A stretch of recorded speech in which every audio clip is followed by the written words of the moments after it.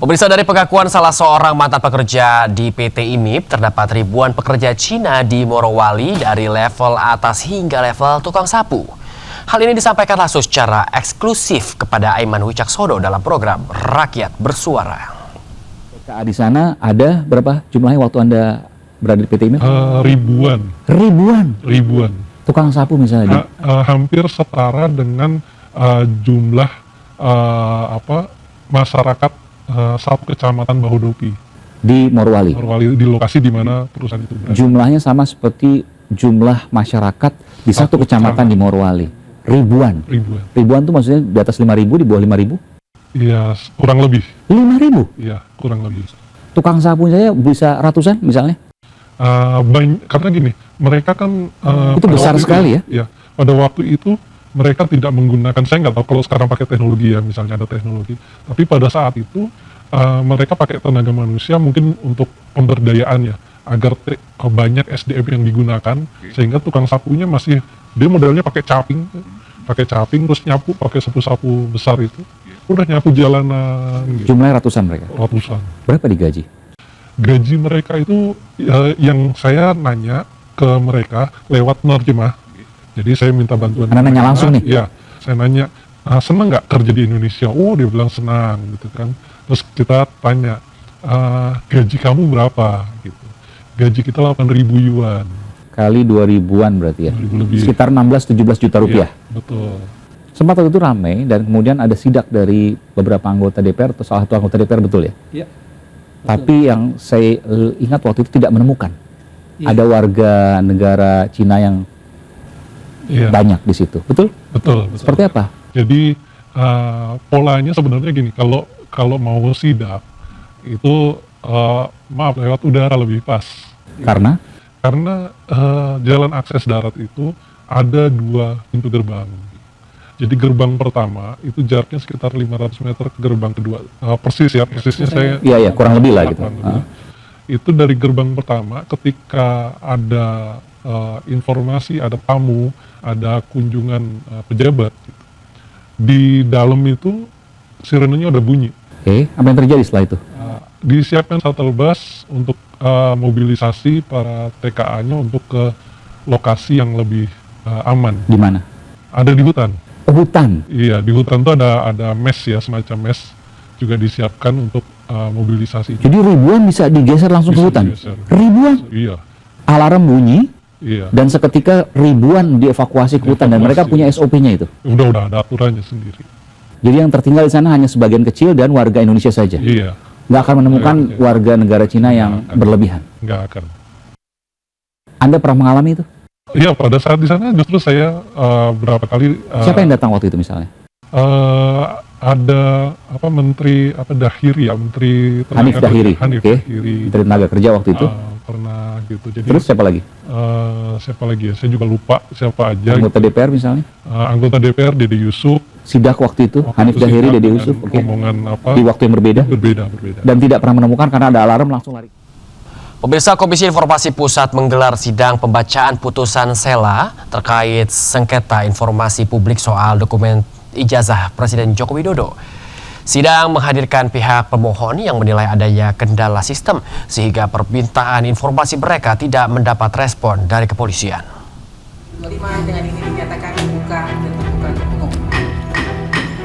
Komisi Informasi Pusat menggelar sidang pembacaan putusan sela soal sengketa informasi publik soal dokumen ijazah Presiden Joko Widodo terkait permohonan dokumen ijazah Jokowi kepada Polda Metro Jaya.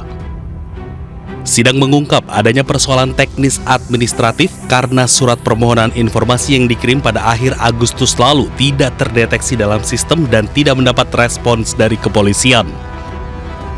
Akibat miskomunikasi dan sistem yang belum optimal, pemohon membawa perkara ini ke Komisi Informasi Pusat sebagai upaya mendapatkan kepastian. Mereka menilai adanya misinformasi serta kurangnya koordinasi internal sehingga permintaan terkait dokumen ijazah Presiden tidak diproses sebagaimana mestinya. Usai putusan sela, pemohon menyatakan akan segera mengajukan gugatan ulang. Mereka menilai masih mendapat dokumen yang harus dibuka kepada publik. Baru kita tahu situasinya ternyata memang ada miskoordinasi di kepolisian. Jadi surat kami kirim ke aplikasi PPID Polda kepolisian tidak direspon, kemudian juga ke surat ke Mabes Polri juga tidak respon.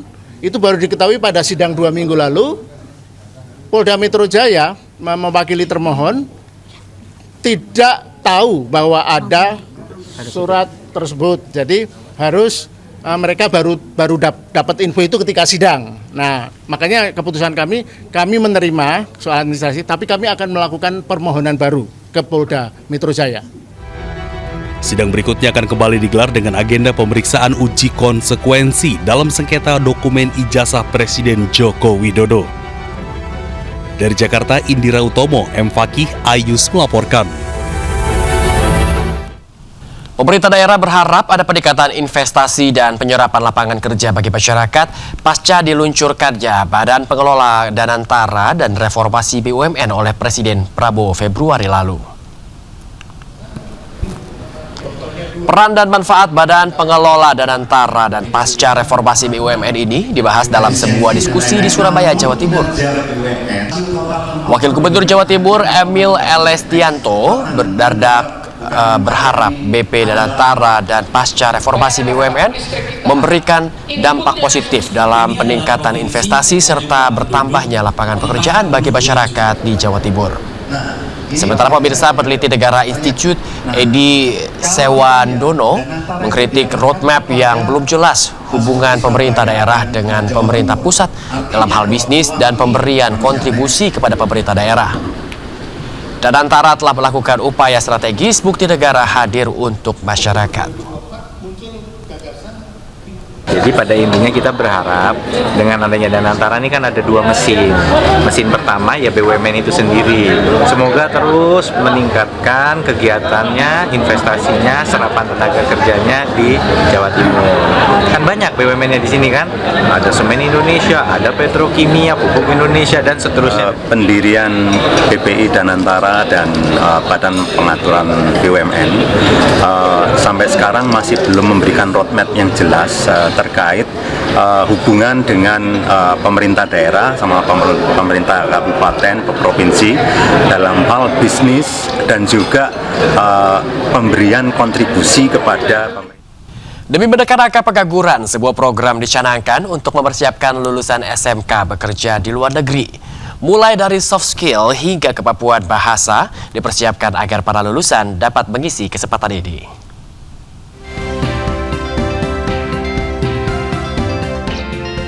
Menteri Koordinator Pemberdayaan Masyarakat Muhaimin Iskandar membuka sebuah workshop bertajuk Workshop Sekolah SMK Go Global di Bandung, Jawa Barat. Dalam acara ini, Muhaimin menginstruksikan kepada 500 kepala sekolah SMK se-Jawa Barat untuk dapat mempercepat program ini.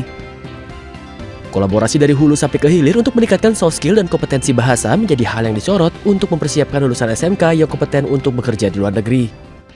Dalam waktu singkat kita akan dorong percepatan memperbanyak 2. Yang pertama, skill bahasa bagi yang skill kompetensinya sudah terpenuhi, sertifikasinya.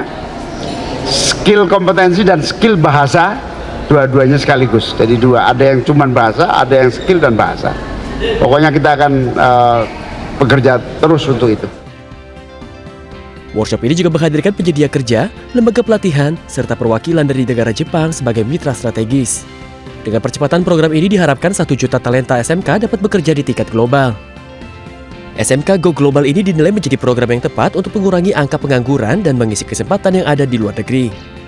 Dari Bandung, Jawa Barat, Ahmad Muharlin, iNews melaporkan.